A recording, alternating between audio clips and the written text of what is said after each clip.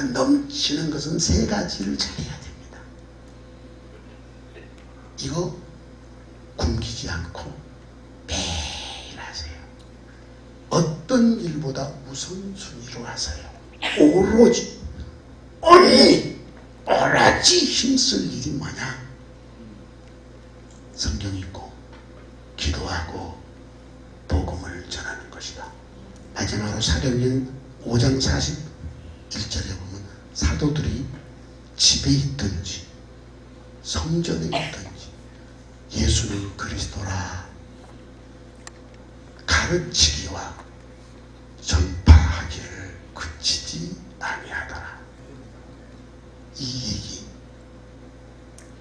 얘기가 우리의 이야기가 되어야 됩니다. 신화사기는 집에 있든지 성전에 있든지 예수가 우리의 구주이십니다. 이 이야기를 하고 전파하고 가르치는 일을 그치지 않더라. 저는 그친 적이 없습니다.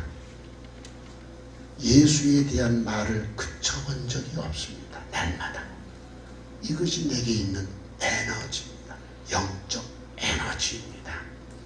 잘 먹고 지금 이렇게 강의하는 분은 눈 감고 주무시는 분은 건강한 분이에요. 눈 뜨고 있는 분은 잘 먹고 잘 자고 움직이면 에너지가 넘치는 것처럼 여러분들은 전 세계에 흩어져 있는 한국 디아스포라의 복음의 용사들입니다. 여러분이 행복한 교회가 되어주신다면 여러분의 가정이 행복한 교회가 된다면 여러분의 교회 지역 공동체도 이렇게 전이가 돼서 행복해질 것입니다. 목사의 가정이 겉으로는 행복하지 않은데 안으로는 다툼이 많고 싸움도 많고 그렇더라고요. 또 보니까 이거 해결돼야 됩니다. 그래서 가정에서부터 행복한 교회가 이루어져요. 가정교회가 행복하게 되기 위해서는 가정 식구 모두가 이 순기능이 작동돼야 됩니다. 제 아내도 성경을 나하고 같이 그렇게 열심히 읽고 기도 열심히 하고 저하고 복음을 같이 나누고 그렇습니다.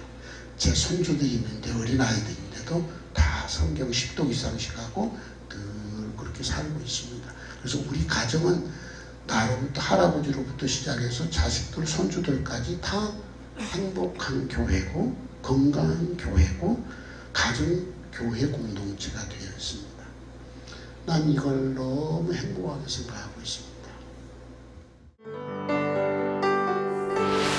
이렇게 매일 2시간 기도하고 3시간 성경 보고 4시간 전도하면 싸울 시간이 없어요. 싸울 시간이 없어요. 그리고 싸울 마음이 생기겠어요. 싸울 마음이 안 생겼으면 없어요. 대신 힘을 가져요. 네. 그리고요, 성교 결실과 성교 보고 재료의 부족을 많이 낼 때가 많죠. 아니, 성교제 가서 한 틈은 적어도 언어를 배우고 뭐 좀 이렇게 좀 준비를 해야 되는데, 아니 보내놓자 말자 그냥 임신도 안 했는데 애기부터 나라고 그런 것처럼 뭐 보고 그래 자꾸 요구하고 그러면은 그 참 곤란한데 그 이해가 부족할 수 있다는 거지. 그런데 이게 보고 재료도 부족하고 그럴 때가 많아요. 그런데 이 사람도 분노하면 보고 재료가 부족할 수가 없어요. 네, 보고 재료 자기 개인의 일에 하나님의 역사를 경험하고 개인적인 거는 살릴매든지 또 해서 또 이어지는 그런 그 전도 열매든지 이는 보고 자료가 넘칠 수가 없다고 봅니다. 그 속에서 보람을 느끼게 되죠.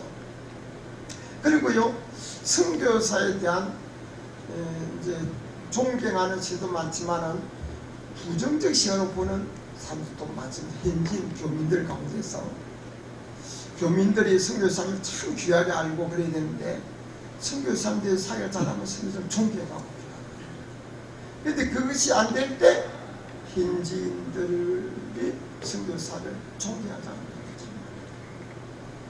그런데 현지 교민들이 선교사를 존경하고 협력이 될 때 선교 열매도 있고 좋은데 이게 잘 안 될 때가 많습니다. 그런데 선교사들이요, 선교에 대해서 이상 부문도를 한다. 그러면은 진짜 선교사다 하는 소문이 날 거고, 자동적으로 존경받는 선교사가 교민들 사이에서 알릴 수 없는 겁니다. 그러면은 이런저런 후가 협력이 받아내는데도 많은 도움이 될 줄로 생각이 됩니다. 그래서 결론적으로 저는 여러분들이 주인공이기 때문에 주인을 찾아야 된다, 그 생각을 하고 있거든요. 그 주인을 찾기 위해서는 원래의 그런 1902년도에 떠났던 그런 선교사님들이라든가 목사님들의 역사를 찾아서 그거를 잘 기록하고, 그 다음에 선교의 박물관이라든가 그거를 잘 만들어 가지고, 여러분들이 뭔가 이제 지금 1세대 2세대 지나가기 때문에 사실은 뭐 열심히 하시고, 저도 일본에서 선교사님 많이 만나서 이야기하고 들었지만은 다들 어렵게 살아가셔요. 그리고 어렵게 또 돌아가시더라고. 그냥 거기에서 고생만 하시다가 나중에 보니까 60, 70대 돼가지고 그냥 병만 얻어가지고 이렇게 힘들게 사시다가 돌아가셔요. 그럼 남는 게 뭐가 있겠습니까? 거기 현지에 가서서 이렇게 열심히 하신 거, 그런 것들 잘 기록해가지고 헤리티지로서 유산을 물려줄 수 있는, 아니면 우리는 이렇게 활동을 했으니까 너희들은 나중에 이런 식으로 활동을 해라, 아니면 우리의 가는 길을 너희들도 좀 알았으면 좋겠다. 물론 이제 그런 남이 모르게 하는 일, 아니면 그냥 봉사, 기업, 이런 것들도 굉장히 중요한 문제이지만은, 그래도 이런 것들을 잘 기록을 해서 후대에게 전달해주는, 그리고 후대 사람들이 더욱더 잘할 수 있는 길을 열어주는 게 선교사님들의 그런 역할이지 않을까, 그런 생각이 들어갑니다. 저는 성결대학교에서 문화선교학과 선교학을 강의하고 있고요. 다양한 활동을 좀 하고 있습니다. 특별히 세기총과 연결돼서 정책적인 문제에 앞으로 좀 입안을 하고 대안을 제시하는 그런 내용을 좀 주요 사역으로 이렇게 현재 이어가고 있습니다. 마지막 시대의 선교는 한국교회와 해외한인교회가 협력해야 시너지가 납니다. 제가 조사에 의하면 해외에 있는 동포들은 대략 65%가 교회에 출석합니다. 매주 나가든 안 나가든 발을 담그고 있어요. 천주교가 15%, 불교가 5%에서 7%입니다. 엄청난 엠버서더 대사들이거든요. 해외 한인교회가. 한국 문화의 출구고요. 여기를 정책적으로 밀어야 됩니다. 왜냐하면 이만큼 한인들이 해외에 뿌리내린 기관이 없습니다. 교회 외에는. 그렇다면 그 교회가 그런 역할을 잘 할 수 있도록, 종교를 넘어서 할 수 있도록 해야 되고, 그래서 해외 한인교회는 처치로서의 기능도 있지만은 또 하나의 똑같은 기능이 있는데, 그게 뭐냐면 커뮤니티로서의 기능입니다. 거기서 모이고 밥 먹고 만나고 일자리도 소개받고, 한인들의 일종의 사랑방과 같은 것이 교회입니다. 거기서 이제 예수 믿기도 하고 뭐 골수분자들이 바뀌기도 하고 그런 것입니다. 그런 면에서는 해외 한인교회를 교회란 말이 붙어서 그렇지만은 한국 정부가 이 문제를 적극적으로 지원해야 될 필요가 있습니다. 이 마지막 때라고 우리가 보고 있는 이 마지막 때에 세계 선교를 주도할 수 있는 나라는 어느 나라냐? 모든 사람들이 얘기하기를 대한민국이다. 한국이 이 마지막 때에 세계 선교를 주도해서 이 땅끝까지 복음이 예루살렘에 정착할 수 있도록 해야 한다. 이걸 강조하고 있는 것이. 특징이 첫 번째는 뭐냐면 말이죠. 세계의 최강대국을 만들어줬다. 최강대국. 이 팍스 로마나 세계에서 제일 강력한 나라. 팍스 브리테니카 영국 제일 강력한 나라. 팍스 아메리카나 세계에서 제일 강력한 그런 나라가 아니라 강한 최고의 강한 나라. 경찰국가의 역할. 이게 중요한. 두 번째 특징이 뭐냐면 그들이 쓰는 언어를 세계 공통어로 만들어줬다. 이게 매우 중요한 문제 세 번째. 제일 강한, 아주 강력한 기독교 국가를 만들어주시고, 기독교 국가를 만들어 주시고 최고의 선교사를 파송했던 거예요. 선교사를 어느 나라보다도 최고 많이 파송해요. 그 특징이 이 박사의 특징이에요. 박사 특징. 한국이 마지막 때에 세계 선교를 주도할 수 있는 최종적인 나라라고 여러분들이 얘기만 하면 되느냐 이 말이에요. 얘기만 안 되는 거지. 여기에 맞춰서 뭘 만들어야 하는 거고 거기에 대입해봐야 되는 거야. 그러면은 자 한국이 세계 최강대국이 될 수 있는가? 박스를 주관할 수 있는 나라가 되냐? 박스 코리아나를 이룰 수 있는 그러한 나라와 그 모든 여건이 되어 있는가? 이걸 우리가 한번 이걸 생각하는 거예요. 한국이 21세기의 중심국가가 될 수밖에 없는 5가지 이유를 누가 얘기했느냐 하니까 저 미국 예일 대학의 석자 교수로 있는 폴 케네디가 이런 책을 썼어요. The Rise and Fall of the Great Powers. 뭐냐면 강대국의 흥망성쇠라고 하는 책을 씁니다. 그 책에서 뭐라고 얘기하는 5가지 이유를 그가 제시하고 있는 것이다. 자, 한번 볼 수 있기를.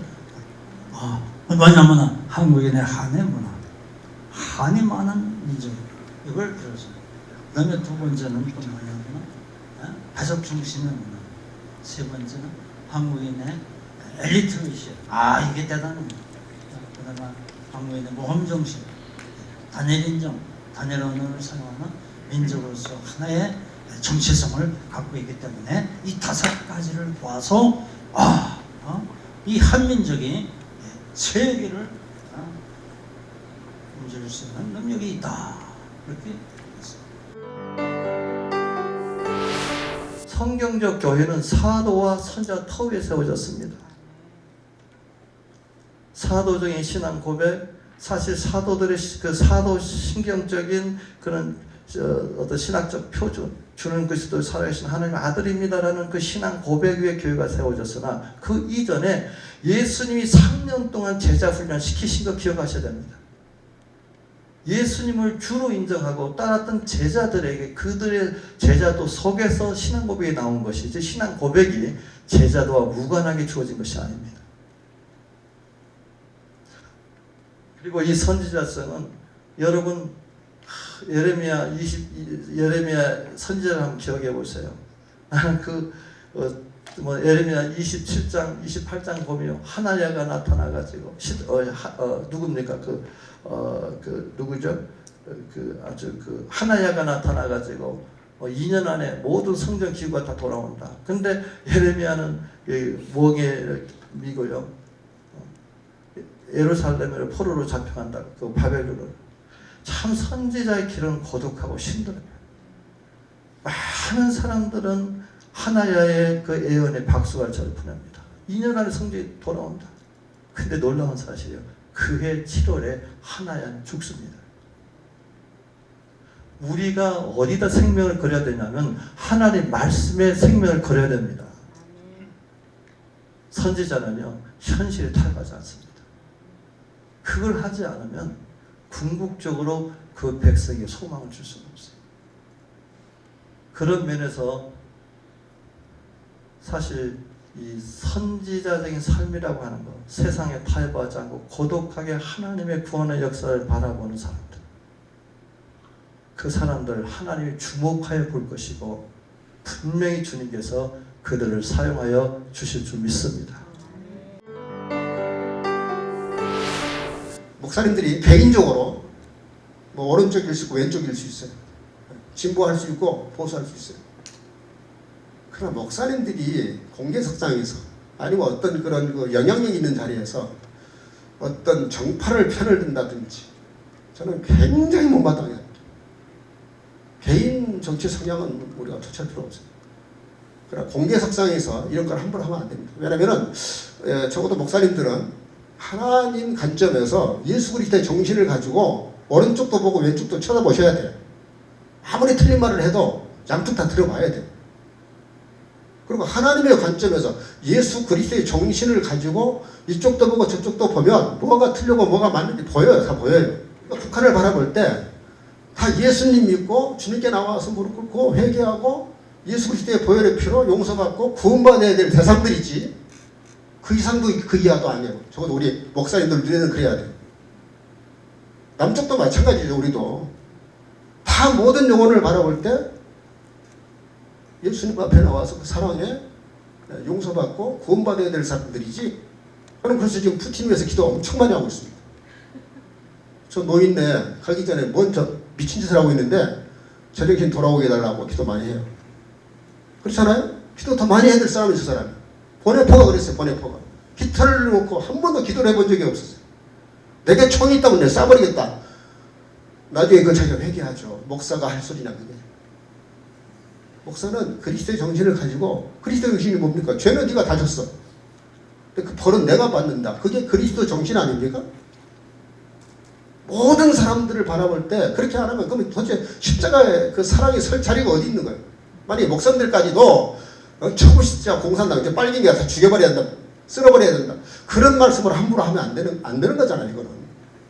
교회는 그렇게 접근하면 안 됩니다. 교회는 이 남북 통일에 대해서 그렇게 접근하면 안 돼요. 성경적으로 접근해야 돼요. 적어도 목사님들은 하나님이 예수 그리스도가 지금 북한을 어떻게 보실까? 우리를 어떻게 보실까? 그런 고민을 해야죠. 그리고 우리가 할 수 있는 게 도대체 뭘까? 그런 것들한테 도와주면 그것 돈 가지고 행복이 만들고 어쩌고저쩌고. 그런 말도 안 되는 소리가 어디 있어요. 우리가 할 수 있는 거는 그리스도의 정신을 가지고 베푸는 거예요. 그냥. 그 돈 갖고 뭐 어떻게 하는 건 하나님 앞에 그 사람들이 벌받을 일이고 하나님 앞에 심판받을 일이지만 우리는 적어도 그리스도인이라면은 정말 그리스도의 정신을 가지고 그들 위해서 기도하고 긍휼히 여기고 저렇게 몰라서 저러니 저렇게 사상에 잡혀서 저러니 하나님 그걸 풀어주시고 저 정신 돌아오게 해달라고 김정은 위해서도 기도해야 되는 겁니다. 북한을 위해서 기도해야 돼요. 동서도 보고 다른 게 뭐냐면 북한은 전쟁 났을 때 다 믿는 사람들이 남쪽으로 내려버렸어요. 북한에 교회가 없어요. 믿는 사람들이 없어요. 지하교회 소수가 있을 뿐이에요. 전혀 동서도하고 달라요. 그러니까 독일 통일 가지고 한국 통일을 말하면 곤란합니다. 전혀 안 맞습니다. 그리고 통일이라는 개념 자체를 우리가 좀 바꿔야 돼요. 오케이. 하나님이 뜻이 계셔서 어떤 방법으로 뭐 동서독 통일을 하듯이 이렇게 갑작스럽게 통일을 시키시면 또 시키실 수도 있죠. 우리가 그걸 부인할 필요는 없어요. 그러나 현실적으로 우리가 냉정히 쳐다보면 공간적이고 물리적인 통일은 어렵습니다. 그리고 우리가 할 수 있는 통일이 뭘까? 우리는 이 오늘 말씀 결론이 뭡니까? 에스겔 너의 손에서 하나가 되리라. 19절에는 나의 손에서 하나가 되리라 그러셨어요. 우리들의 손에서 이게 뭐예요? 우리가 최선을 다해야 된다는 겁니다. 그리스도의 정신으로 통일을 위해서 최선을 다하지만 결정은 하나님이 하신다는 뜻이잖아요. 하나님 손에서 된다니까. 그러니까 우리의 손으로 최선을 다해서 기도의 분량이 차면 그러면 하나님이 살짝만 건드리시면 통일되는 거 어렵지 않죠. 저는 하나님이 원하신다면 물리적으로 공간적으로도 통일해 주실 거라고 믿어요. 그러나 현실적으로 제가 동서독 통일을 보면서 우리나라 이렇게 보면 우선 목사님들 때문에 통일 안 될 것 같아요. 목사님들이 제일 방해꾼이에요. 왜냐하면 종교가 편을 가르면 이거는 방법이 없어요. 예수님이 오셔도 힘들어요. 적어도 목사님들은 하나님의 관점에서 이쪽도 보고 저쪽도 보면서 그러면서 그리스도의 정신으로 그들을 충고해주고 가르쳐주고 그리고 이렇게 해서 우리가 하나가 되어야 되지 않겠냐.